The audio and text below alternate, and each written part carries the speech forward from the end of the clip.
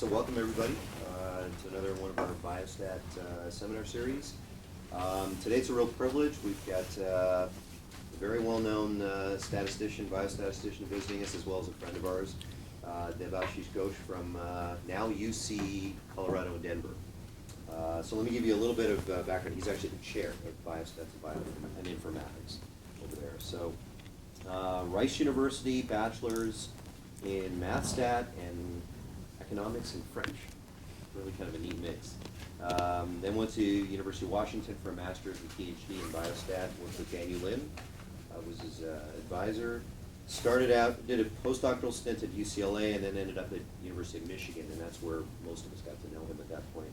Worked his way up through the ranks, moved to Penn State as an associate professor, worked his way up there to full professor, and then in 2014 was hired on as the chair at Colorado School of Public Health in Denver. So that's the Department of Biostats and Informatics. He's also the Associate Director of Bioinformatics at something called the Center for Biomedical Informatics and Personalized Medicine. So he has a, for somebody who's been out since 2000, he's got a pretty amazing record. He's really quite distinguished. So he gave the, I never know how to pronounce this, the Myrto Lefkopoulou lecture at the Department of Biostats at Harvard this year. He's one of the distinguished alumni speakers from the University of Washington. And, they have a remarkable list of alum. He's the Grony, is that pronounced right? The Groen Endowed Chair in Cancer Research at his university.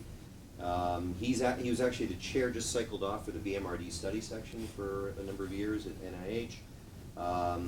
He's won the Mortimer Spiegelman Award from the American Public Health Association. He's a fellow of the ASA, and the list goes on. He's got a number of really interesting research areas, sort of two branches. A big branch in sort of modeling genomic data, mostly around cancer genomics. He was involved when he was at Michigan. I guess he's still connected to it. Something that you've probably heard of, those of you that work in cancer genomics, something called UncleMine, which is a big repository of databases and software and tools. He also has a nice branch of biostat methods research around things like non-parametric and semi-parametric analysis of recurrent events, high-dimensional testing, mixture modeling, kernel machines that we'll hear about today, hidden Markov models. There's a variety of different things. It's NSF funded, NIH funded. He's just an all-around good guy as well. So welcome, Debashish, and he's going to talk to us about machine learning methods and causal inference today. All right. Well, thank you guys all for coming. I have to say it's about to get really cold in Colorado, so I'm really happy to be in Miami for a couple days to avoid that. So anyhow, as you can see, a lot of old friends. So what I'm going to talk about today is actually a mix of some first time I'm giving this talk, and so it's fairly new. But I also saw from the department website that you guys are doing a lot of work in this area. So I thought this would be a sort of a natural topic. And it's actually joint work with a former PhD student from Penn State, Yang Zhu, who's now a faculty member at Waterloo. But the overall idea basically is really about thinking about causal inference, which I sees a lot of interest in the department, and thinking about how machine learning methods can be used there. Are you able to stand? I can stand. The video's better, I think. Okay, I can stand. Okay. Yep. All right, so here's sort of the outline for the talk. So just give you an introduction, which is pretty short, as to why causal inference is important. Talk about the potential outcomes framework, which is a pretty commonly used model for causal inference. Then talk about two projects. So my abstract was a little bit overambitious. I thought I'd have a third. I won't talk about the third thing, but it sort of falls into the topic number 3, which is how you think about using the Lasso algorithm for causal inference. And then 4 is going to be on these kernel machine ideas that I've developed in genomics, but thinking, can you use them for this causal inference problem, and then wrap up. So again, as you guys are all aware, there's been a lot of interest in thinking about how you do causal inference in biomedical research. And again, we're primarily talking about observational studies. So obviously, if you have a randomized clinical trial, you can think of the treatment effect as a causal effect in some sense, because you're randomizing the treatment. But in a lot of settings, you can't randomize the treatment. So then the question becomes, how do you model the treatment effect in a way that you can sort of say something about cause and effect? So sort of an important modeling strategy was actually proposed by Rosenbaum and Rubin in a biometrica paper now coming up on over 30 years ago. and it involves what's called the propensity score.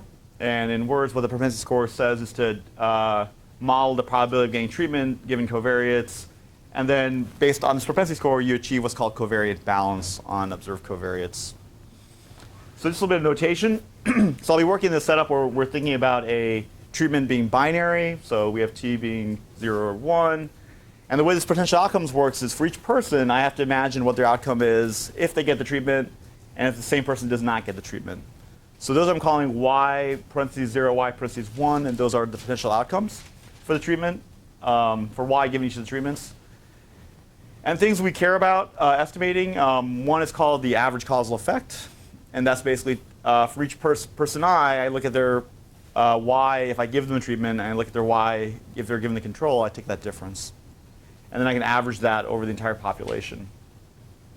So a really key assumption here for doing causal inference is what's called strongly ignorable treatment assignment assumption, or SITA. And this basically says that you can think of t, the treatment, as being independent of y0, y1 given the covariates, or what I'll call confounders.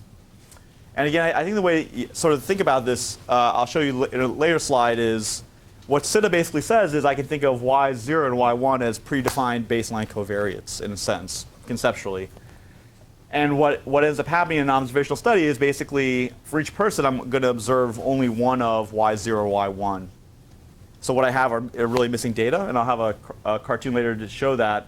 And the missing data mechanism is basically going to be an informative missingness or non-ignorable missingness. So the question then becomes, how do I make the how do I model the missingness data mechanism?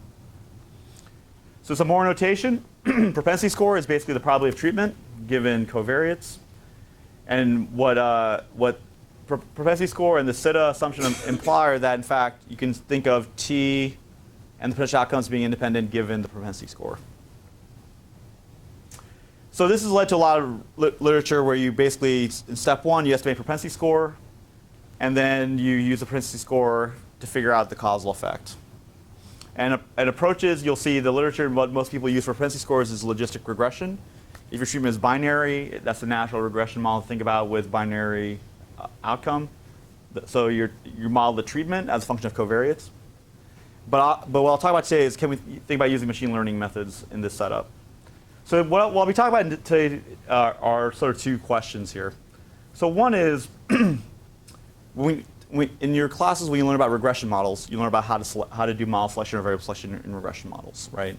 So you probably learn about things like using R squared, adjusted R squared, AIC, BIC, and more modern penalized regression methods as well. So question one of today's talk is talking about why exactly is thinking about model selection really different in causal inference, and that's sort of, so basically the thesis here is that I think they are different. I'll try to explain why that is. And the second basically is, how can machine learning methods be utilized for causal inference problems? Now with question two, so I'll give two examples of how to do that. Now with example two, what I will say, and this comes up in every talk I give on this topic, there's a book now on this. And Mark Vanderland, who's a prominent biostatistician at UC Berkeley, has written a book called Targeted Learning in collaboration with Sherry Rose, who's a faculty member now at Harvard. So this is a 500-page volume where basically they have a completely unified approach to thinking about machine learning methods for causal inference. So that is out there. What I'm also going to say is what I'm talking about today is going to be very different from what's in that book. But if you're interested in this topic, in this general area, this is a book to get. Okay, so I'll start with the first question, thinking about models and causal inference. So in fact, there are actually two models here. So this is one big difference. So one is what is called typically the mean outcome or the outcome model. The second model is what's called the propensity score model. So two models to worry about. The outcome model defines the scientific estimate of interest, and you define that with potential outcomes. The thing about propensity scores is that in general, when you fit a logistic regression model, one thing you know about logistic regression is that the betas you can interpret as log odds ratios. But really for propensity scores, you really don't care about interpreting the parameters. And what you really care is you want to get predicted probabilities for propensities and use them somehow in your next step. So it's because of that second point that you don't care about interpretation. This is why I thought, when I started working in this area, I thought machine learning methods might be useful. So here's some outcome model examples. So if you think about the average causal effect, you can actually think of it as a regression model. And the regression model basically is that the difference in potential outcomes is equal to some parameter tau plus epsilon, where epsilon is the error term. And again, if you're thinking about linear regression, epsilon is usually normal, means 0 over sigma squared. You can have that assumption here as well. So this is one model. So again, this is a regression model. This is a regression model for the potential outcomes, right? And again, so the tau is defining the thing we care about scientifically. That's actually a very different model than the second one, right? The second one basically says that the difference is going to be tau star plus, now I have some confounders, and the delta prime x. So this assumes that the effect of the treatment is the same for everybody, the first model. The second model says that that I have to adjust for x first and look at a subgroup defined by x to then think about what the treatment effect is. So tau star in the latter model defines what I'm calling an x-specific causal effect. So here, what I'm thinking about when I'm thinking about putting variables on the right-hand side of the equation, what I'm really thinking about is it actually changes my causal parameter of interest. Okay. So really, everything in this set of equations is talking about the thing you want to try and estimate, or what I'm calling the estimand. Right now, I'm not talking at all about any sort of real data, so I'm not talking about how you estimate anything yet. So the point of the mean outcome model is to define the estimand you care about. So this is the first model that we focus on. Second model, propensity score model. Okay, so one of the main points here is that with propensity scores, one of the things you worry about in causal inference is what's called covariate overlap or covariate balance. And that basically means that you want your treated and control groups, you want their distributions to be sort of similar in some sense. Okay? So what I've drawn here is a little cartoon. Basically, this is assuming I have like one covariate in two groups, and my two groups are color-coded as purple and blue. So the key point about thinking about the propensity score model or thinking about covariate overlap is basically it's in the middle of the distribution here where I have the most overlap. Okay? So the middle is where I have the most overlap, and basically if I go all the way to the left, I'm mostly dominated by the purple group. If I go mostly to your right, I'm dominated mostly by the blue group. So this becomes a little bit of a problem for causal inference because causal inference really targets where I have the overlap. What ends up happening if I go to the left, if I have, and the left, the purple here is going to be controls, the blue is going to be the treated. If I have someone here, this is a control, if I think about doing causal inference, I'm going to have a hard time finding a match for this person in the treated. Likewise, if I have someone here who's treated, I'm going to have a hard time finding a control match.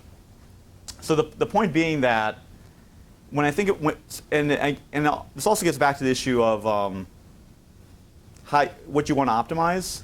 I would say in most situations, when you have two groups, what most statistical algorithms try to do is to separate out the groups. But what I'm trying to also point out is that it's kind of a problem for causal inference because if you separate out the groups, you're going to have observations where you don't have matches, basically. So you're saying that there's some people where they would never receive the treatment, and so your propensity match on those people is useless because they have effectively no chance of getting the treatment. That is correct. So I mean, there are various assumptions, in the literature. There's treatment positivity, right, which basically says for every covariate combination, my probability of treatment is bound away from 0 and 1, and what you're describing is a violation of that. It also shows up, but you could also say that potentially, in the one-dimensional case, I'm going to have basically I'm not going to have balance at the tails of the distribution between the two groups. So just to recap what I was describing, when you think about these models, you have two models that you have to worry about, and they have different goals. And again, I would say one goal of propensity score model is actually you want to try to achieve balance in your covariate distribution between treated and control. And again, sort of the way I think about this is actually very different than what most algorithms do, which is they try to find what's the rule that separates out two groups.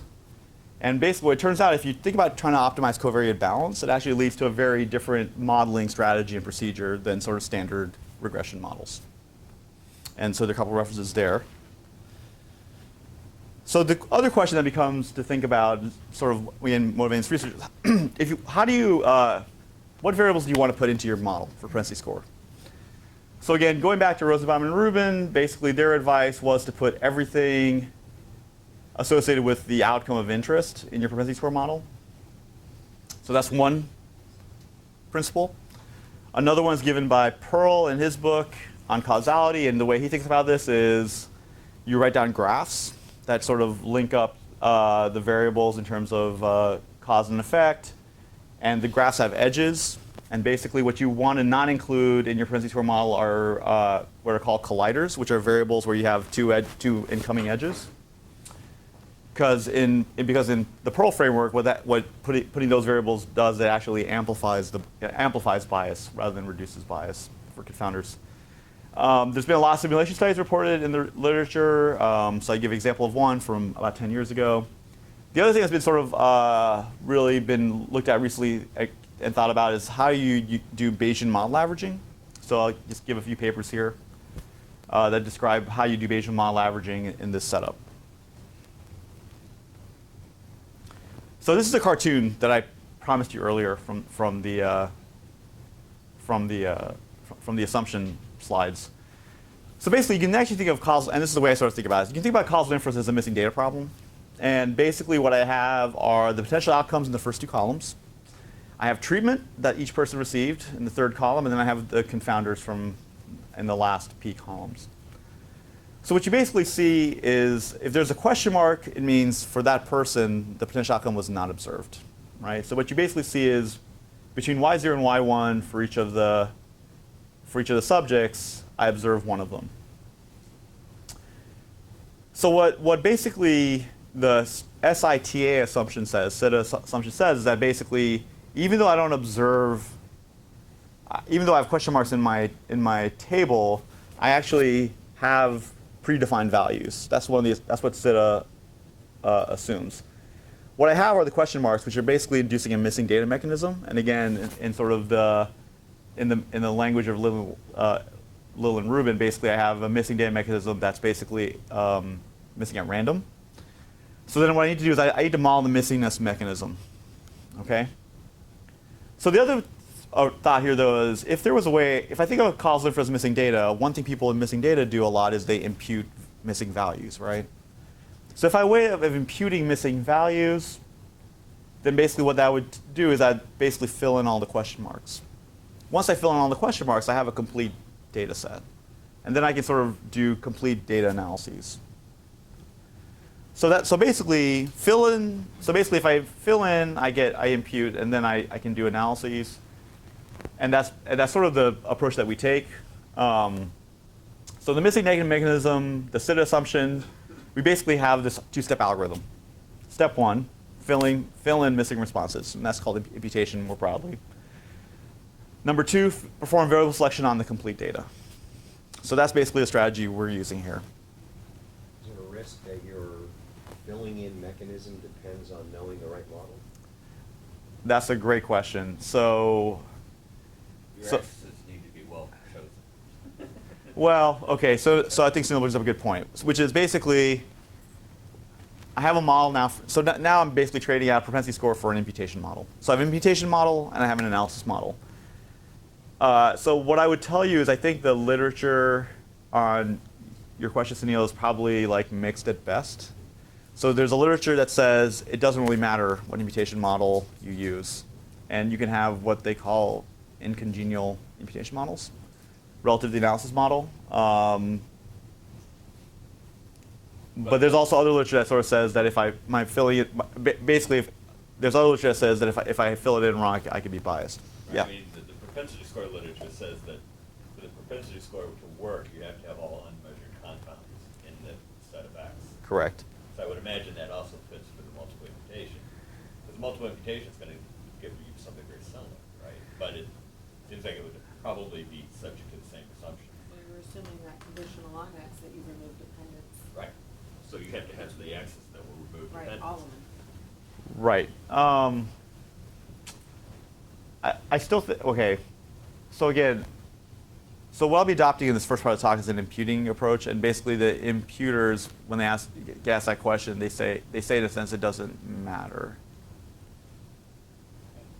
They're experts that I used to be colleagues with in imputation that would say that. Joe Schaefer? That's one. I'm actually thinking 2 jobs ago, back to Rod Little and Trevor Larry Reganathan, but yeah. I was just thinking Penn State, I thought Schaefer. So. Yeah. Yeah. Anyhow, so again, it's basically fill in the missing data, variable selection, and again, really what the interest was thinking about how you could use lasso here. So basically, so what we did here was basically what I call a difference lasso algorithm, which is basically we broke the data up into 2 pieces. We fit a regression. We basically imputed y with the model M0, and then on the test data we predicted the missing outcome. So y0 for subjects that were treated, y1 for subjects that weren't treated. And then for each individual, you created basically this difference, which I call y tilde, which is going to be y1 minus y hat 0 if t equals 1, y hat 1 minus y0 if treatment is 0. And then we did a lasso. So basically, the y tilde is a difference, right? And I do a lasso on that difference outcome, hence the name difference lasso. So again, basically, once I've filled in the data, step 1 is basically a lasso. And again, it's sort of, so I'm going to go reverse order in the bullet points here. So basically, for fitting that, it's actually very easy to do. There's GLM net in R that does that. Really, the step was trying to figure out how you fill in the data. And it turns out, again, there's been a lot of lasso papers written here. There's actually something called a predictive lasso. And this is a paper by David Knott and Tran in 2012. So the idea here is when you think about imputation, what you're actually targeting is really sort of something from if you're thinking about it as a Bayesian, you're targeting something from the predictive distribution. So you basically sample from the predictive distribution, which is our fitted value, and then you're applying lasso to that. So in a way, it's sort of a very different kind of concept than standard lasso, which would just would correspond to regular observed data likelihood.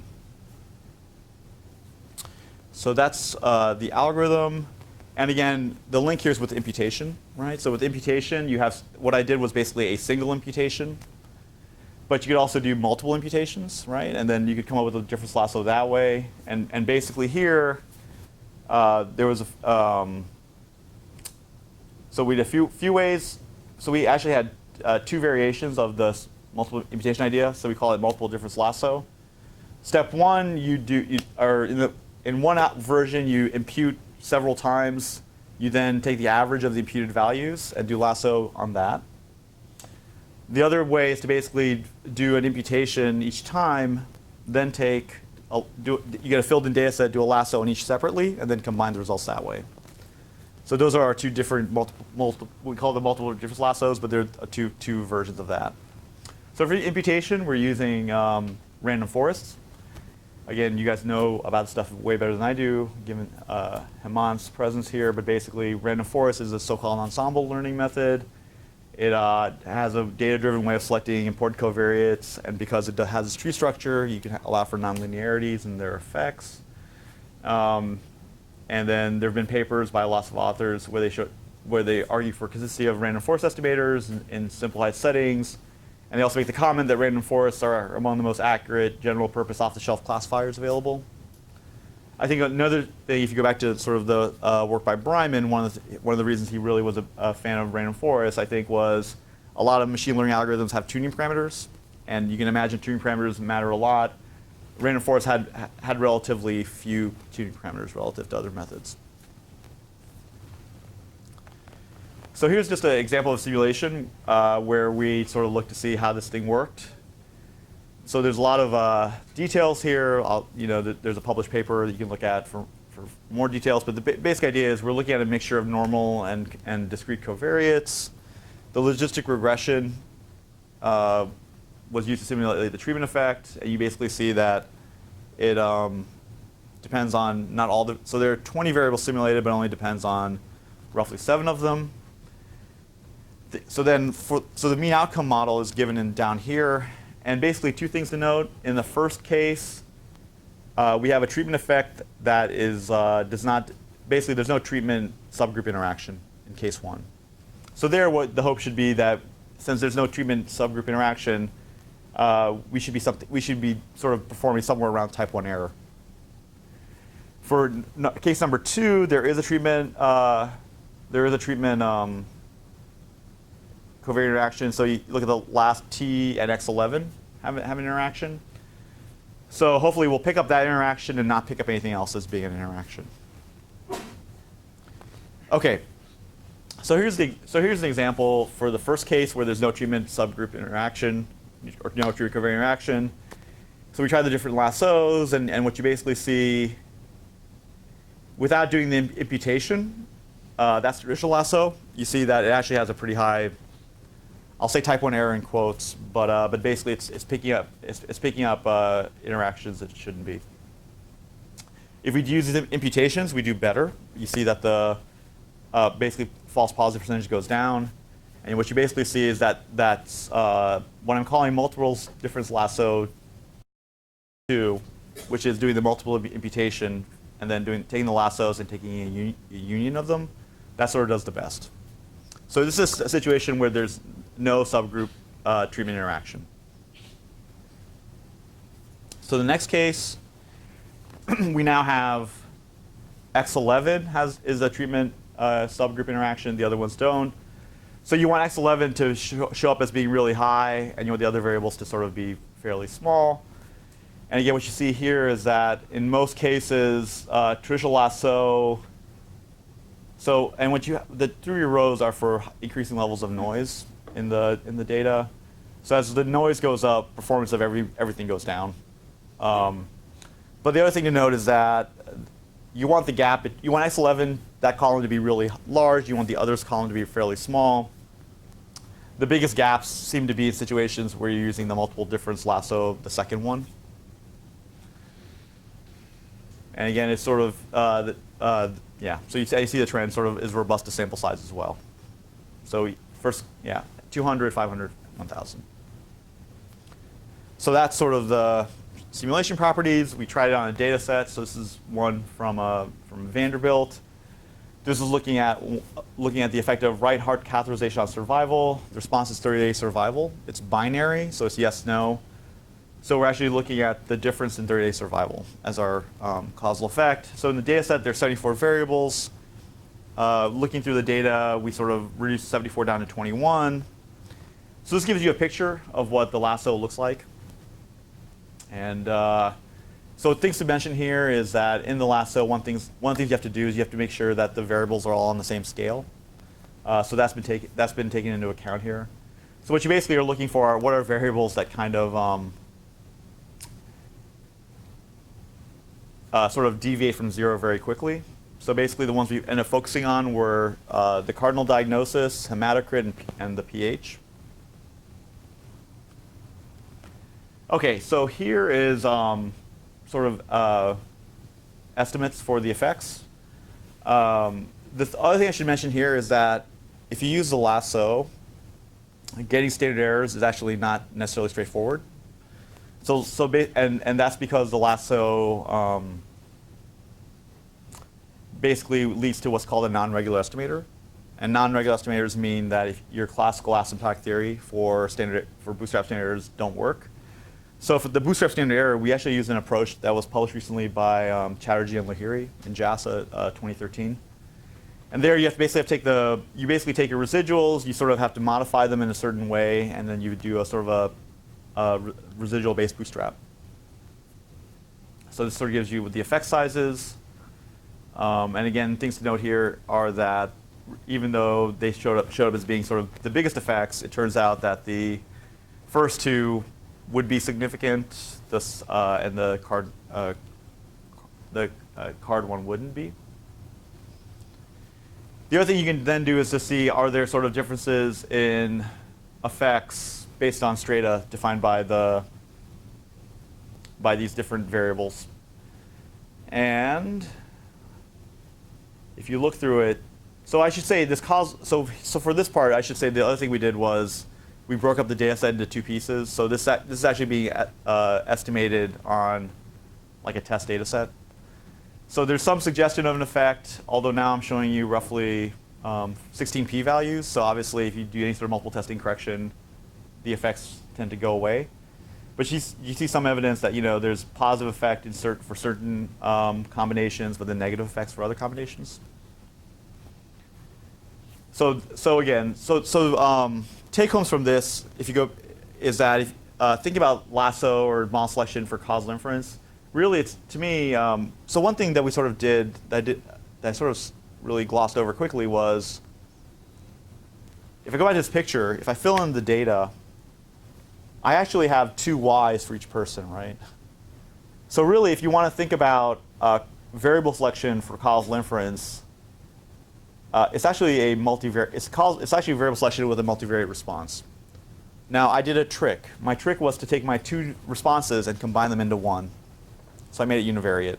But fundamentally, I think thinking about variable selection or model selection with causal inference, doing it this way, it's basically a multivariate response variable selection problem. So anyhow, so that was sort of the lasso part of this talk. What I'll do next is to sort of switch over to matching. And again, I alluded to this before. When you think about causal inference, you can think of it as a multi-stage modeling process. This is how it gets advocated. Step 1, you model the propensity score. Step 2, you match on it. Step 3, you check for a balance between treatment groups in your matched sample. Step 4, you estimate an average causal effect. And what I'm talking about in this part of the talk is actually step 3. How do you check for balance? So one very state-of-the-art balance approach is what's called genetic algorithms, developed by Debashish and it sort of comes up with weights for your covariates to achieve balance. But it's also very computationally expensive. And basically, when I'm thinking about covariate balance, sort of what we're sort of interested in was the following question. We're actually thinking about confounders in treated and untreated. But you're actually comparing two distributions that are multivariate, right? Because your x is p-dimensional, so it's a p-dimensional distribution. And in terms of theory about how you do matching or balance, sort of the main one that's been proposed is what's been developed by Rubin and collaborators. So in practice, what people do is they look at your confounder, they look to see how different is it in the treated and controls. They do the matching. They look to see how different is the confounder and the treated and control after matching. And there's been a recent innovation. I didn't write it out, but it's called Covariate Balance Propensity Score. It's proposed by May and Rakovich. So there the idea is kind of interesting. You actually fit a logistic regression model, but you fit a logistic regression model with the constraint that you have to have balance in your covariates. And these guys are coming from the social science world, so they use a method called generalized method of moments as a way of doing the estimation here.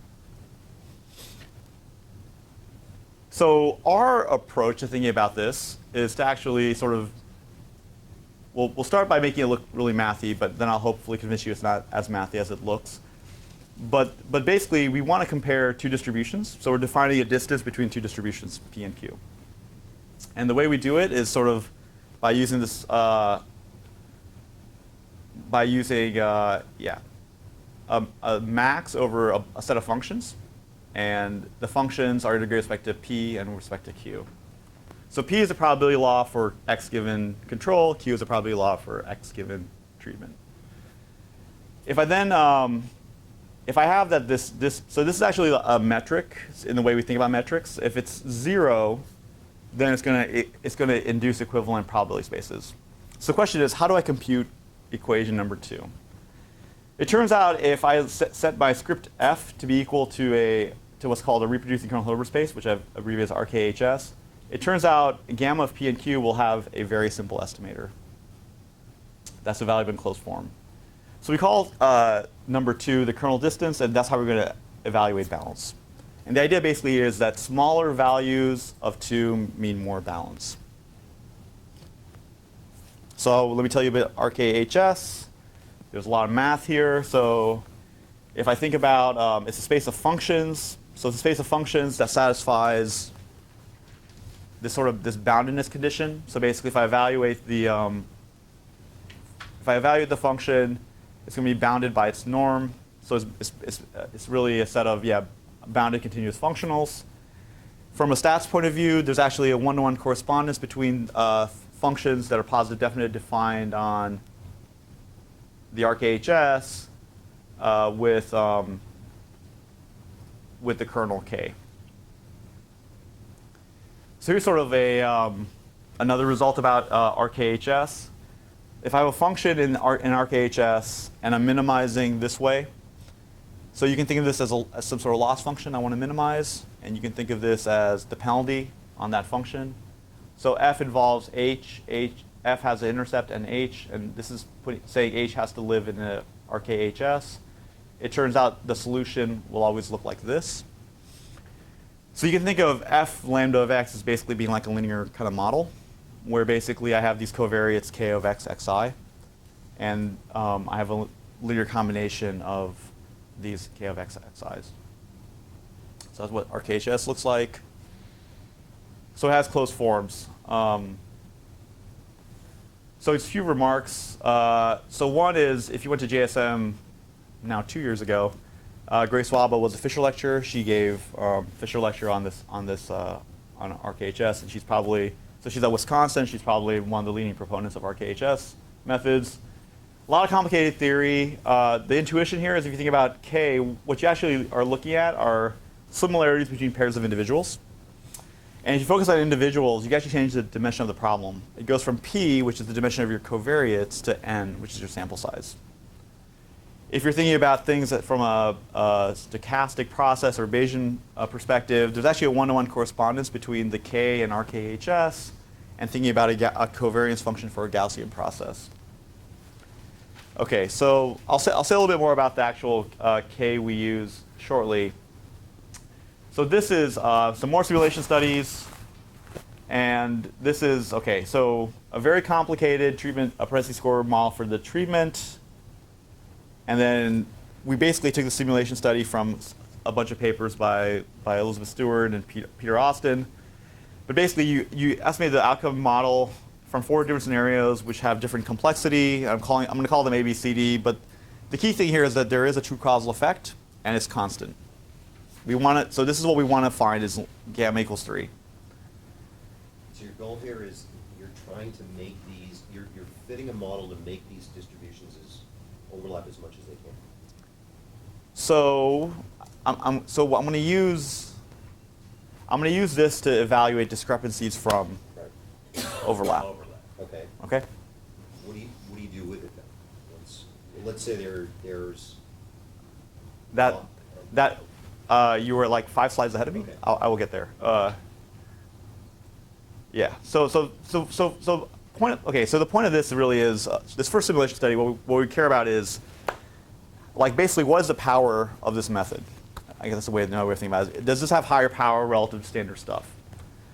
So again, the idea here is we're going to fit a lot of propensity score models. So they fit 40 models in these Stewart et al. Papers. And again, you saw the true model up here, right? The model has a bunch of main effects. It has a bunch of interactions. So you could be misspecified in lots of ways. You put in the wrong variables. You misspecify interactions. So we're going to fit a bunch of these models. And then a lot of them will be misspecified. And we're going to focus on the average causal effect of the treated using one-to-one matching. So here's basically sort of the, so we're in a setup where basically we have a misspecified propensity score. If we're misspecified, that means we're going to be imbalanced in the covariates. If we're imbalanced, we should have a biased causal effect. So we want to avoid this, right? And basically the idea is, are these statistics going to be able to find this imbalance or not?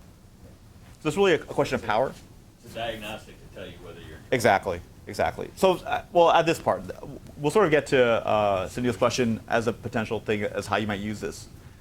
So basically, diagnostic, our metric evaluation is going to be the correlation between the balance statistic and the bias. If that number is bigger, we're sort of saying that's basically better power. Here's sort of a thing I sort of didn't say, which is how do I pick a kernel? And the one I'm using is one from machine learning called a Gaussian kernel. And a Gaussian kernel basically has a scale parameter called sigma squared, and the way we'll estimate that is to take the mean of all pairwise distances between observations. So basically, for each person, I have a p-dimensional vector, right? So I have n people like that, and I'm going to take all n choose 2 distances and then take their average. And again, in terms of comparisons, we'll do this, again, we'll use it with sort of very standard methods. So the one that's used a lot is this ASMD, and another one is Kolmogorov-Smirnov. OK, so here's sort of the results. I'm showing you, and again, this is for if you want to estimate the average causal effect by matching. There are lots of ways of estimating average causal effects. There's matching, weighting, subclassification. It turns out the results are similar for all 3 methods. So I'll just show you the matching one. So basically what you see is that, again, higher numbers mean more power, basically. And what you see is the first 5 are the standard methods. And the bottom line is sort of what we've done for our method. So you basically see that, yeah, so our kernel distance has higher power, basically, in these situations. Again, if you start looking at the standard deviation, I mean, think about that. There'll be some overlap, but in general, we see this trend of our number being higher. But it sort of leads to the next question, which is, OK, we detected, then what can you do with it? So here we actually wanted to compare to this matching idea, which is, again, sort of the state of the art. And what matching does is to iteratively update the weights for each covariates while performing multivariate matching by minimizing a certain metric. There's a lot of choices for metric. I'll show you some examples in the simulations. So here's the way we're sort of using it right now in practice. We have a bunch of models we want to use, or we want to consider for propensity scores. We basically can compute, we take each propensity score. So there's a little mistake here. So we compute propensity scores for all our candidate models. We create matchings using propensity scores, and then we compute the kernel distance for all matched data sets and pick the model that gives us the smallest kernel distance. So that's how we're using it, and then we estimate causal effect that way. So this is comparing that to genetic matching. So ours is pretty greedy, right? Because we're picking the best, the one that gives us the smallest kernel distance. So again, these are the scenarios A, B, C, D. And again, the bias, what you basically see is, now you want the bias to be lower. The lower the bias, the better. And you see that we actually have major bias, major gains in bias reduction with our method. Which it's a little bit of a trade-off, though, because you also see that we tend to have larger standard deviations, and that's given sort of in this section. But if you think about it from a mean square error approach, we sort of have the smallest mean square error in the simulations we looked at. So this would be one way of using this distance idea. So just to wrap up here, so basically, one thing about this lasso stuff and the variable selection is, if you think about potential outcomes and missing data, it sort of tells you why it's going to be a hard variable selection problem. And again, the idea of doing impute, then penalize is a fairly general idea. And that second difference lasso we talked about, I think it's pretty good at identifying variables that define subgroups for where there's, so the subgroups would be where the average causal effect is homogeneous. If you look at the entire population, it's heterogeneous. But I think it's sort of another sort of important point here is that when you think about predicting missing data, that's probably the bigger deal when you think about using the lasso for causal inference. And you guys asked about the question of, does the imputation mechanism matter? We actually tried using other imputation mechanisms. So the other one we used was something called MICE, which is multivariate imputation using chained equations. And we actually found that the performance of all our methods was actually a lot worse using MICE relative to the random forest. So again, we're sort of big random forest fans. So that's the first part. The second part really was about thinking about kernels. And again, kernels get used a lot with genomic data. Part of the point of this talk is that you can also think about kernels playing a big role with observational studies, which I consider a more mainstream biostat problem. Sort of things we didn't talk about, this idea of using distance metrics avoids sort of the assumptions you need for equal % bias reduction. It's actually a lot less computation intensive than the genetic matching algorithm. And if you think about how to extend this work further, things we're looking at is, one, could we use this kernel distance as a constraint for estimating propensity scores? The other way is, in terms of matching, what gets done is what's called optimal matching, which basically takes your observations, makes them a bipartite graph, and then tries to find the observations that sort of come up with the best match on that bipartite graph. And the other idea would be, could we use kernel distance in the same way? So to wrap up, a couple papers. The first part of the talk was based on this published work from Stats in Medicine this past year.